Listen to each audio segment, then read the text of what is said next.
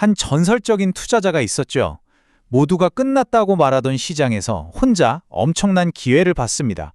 오늘 분석에서는 바로 그 이야기, 그 비밀을 한번 파헤쳐 보겠습니다.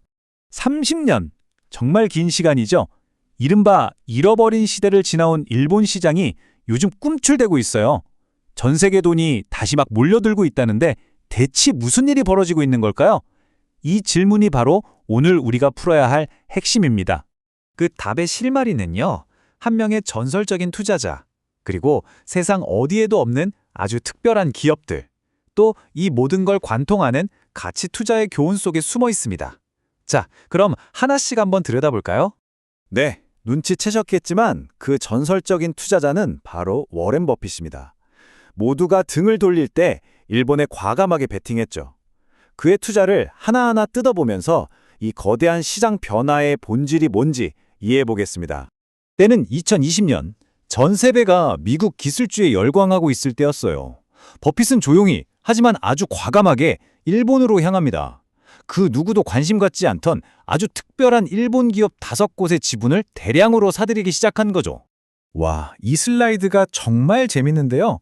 버핏의 전략, 이게 정말 천재적이면서도 놀랍도록 단순해요. 뭐냐면요, 사실상 공짜나 다름없는 금리로 일본에서 엔화를 빌려요. 그리고 그 돈으로 빌린 이자보다 훨씬 높은 배당을 주는 종합상사라는 회사 주식을 사는 겁니다. 어때요? 거의 위험부담 없이 앉아서 돈을 버는 완벽한 차익 거래인 셈이죠. 바로 이 문장이 버핏 투자의 핵심을 그냥 완벽하게 요약해 줍니다. 그의 투자는요, 단순히 몇 개 기업을 산 게 아니었어요. 말 그대로 일본 경제의 인프라 전체를, 그것도 헐값에 통째로 사들이는 거나 마찬가지였던 겁니다. 자, 그러면 버핏이 샀다는 이 종합상사란 게 대체 뭘까요? 이 독특한 비즈니스 모델 한번 제대로 들여다보겠습니다. 일본의 종합상사, 이걸 소고쇼샤라고 부르는데요. 이게 우리가 흔히 생각하는 무역회사가 전혀 아니에요. 오히려 전 세계의 광산, 유전, 곡물터미널, 심지어 편의점까지 인류가 살아가는 데 필요한 거의 모든 것의 지분을 가진 거대한 투자 지주회사라고 생각하시면 됩니다. 라면에서 미사일까지 정말 다 하거든요. 버핏이 고른 5대 상사는요, 마치 일본 경제의 어벤져스 같아요. 우선 일본 경제의 그 자체라고 불리는 미쓰비시, 그리고 원자재의 왕 미쓰이가 있고요. 우리한테도 좀 익숙한 소비재 1인자 이토추, 또 안정적인 인프라의 강자 스미토모, 마지막으로 식량과 에너지를 꽉 쥐고 있는 마루베니까지. 이 회사들이 각자 다른 강점으로 일본 경제에 혈맥을 쥐고 있는 거죠. 그럼 이 회사들은 어떻게 돈을 버느냐? 크게 3가지 방식이 있습니다. 첫째, 전 세계 수많은 기업들의 지분을 갖고 있잖아요. 거기서 나오는 지분법 이익이 있고요. 둘째, 거미줄처럼 촘촘한 글로벌 정보망을 이용해서 남들보다 한 발 앞서 투자 기회를 잡습니다. 그리고 마지막으로, 이게 정말 중요한데, 대부분의 수익이 달러로 들어오기 때문에 일본 엔화 가치가 떨어지면, 즉 엔저 현상이 나타나면 이익이 폭발적으로 늘어나는 구조를 갖고 있어요. 자, 그럼 버핏의 통찰을 우리가 직접 활용할 수는 없을까요?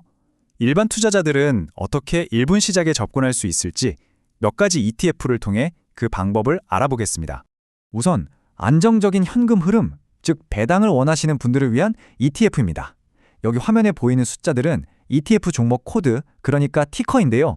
1651은 순수하게 배당률이 제일 높은 대형주 40개 집중 투자하고요. 354A는 높은 배당은 기본이고 회사가 얼마나 튼튼한지, 즉 재무 건전성까지 따져서 안정성을 더 높인 종목들에 투자합니다. 성향에 따라 고르시면 되겠죠. 시장의 오르락내리락하는 변동성이 좀 부담스럽다 하시는 분들은 이걸 보시면 됩니다. ETF 티커 1399는요, 배당도 많이 주면서 주가 변동은 적은 그런 안정적인 종목들을 골라서 하락장에서의 방어력을 높이는 전략을 써요. 반면에 1477은 좀 더 기술적인데요. 개별 종목을 보는 게 아니라 수학적인 모델을 사용해서 포트폴리오 전체의 위험을 최소화하는 최적의 주식 조합을 찾아냅니다. 이번엔 성장을 노리는 분들을 위한 2가지 다른 접근법입니다. 먼저 ER641은 소니나 도요타처럼 세계 시장에서 돈을 버는 글로벌 수출 기업에 투자하는 가장 직관적인 방법이고요. 반면 2017은 지금 일본의 부활을 이끄는 핵심 동력이죠. 바로 일본 정부가 추진하는 기업 거버넌스 개혁에 직접 베팅하는 전략이에요. 주주 가치를 높이려는 의지가 강한 우량 기업 150개에 집중 투자하는 겁니다. 자, 이제 시야를 좀 더 넓혀볼까요? 일본 사례에서 배운 이 교훈을 적용할 수 있는 제2의 일본은 과연 어디에 있을까요? 핵심 포인트는 바로 이겁니다. 딥밸류를 발굴하는 공식이죠. 첫째, 회사가 가진 자산 가치보다도 주가가 싼 그런 시장을 찾습니다.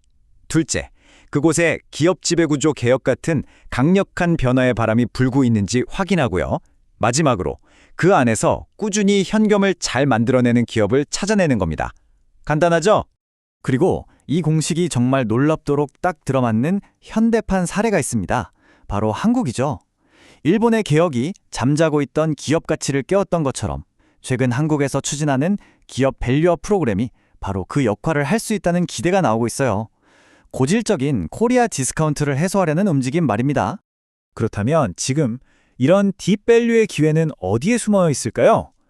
분석 자료에 따르면 한국이나 영국처럼 오랫동안 시장에서 소외되었던 국가들, 그리고 요즘 AI 열풍에 가려져 있지만 꾸준히 현금을 창출하는 에너지, 금융, 부동산 같은 전통 섹터에서 그 기회를 찾을 수 있다고 합니다. 모두가 새로운 기술, 새로운 성장주만 쫓고 있는 세상입니다. 이런 때 워렌 버핏이 일본에서 발견했던 것과 같은 진짜 딥밸류는 어쩌면 지금 우리 주변 어디에 너무나도 명백하게 숨어 있는 건 아닐까요? 이 질문을 마지막으로 남겨봅니다.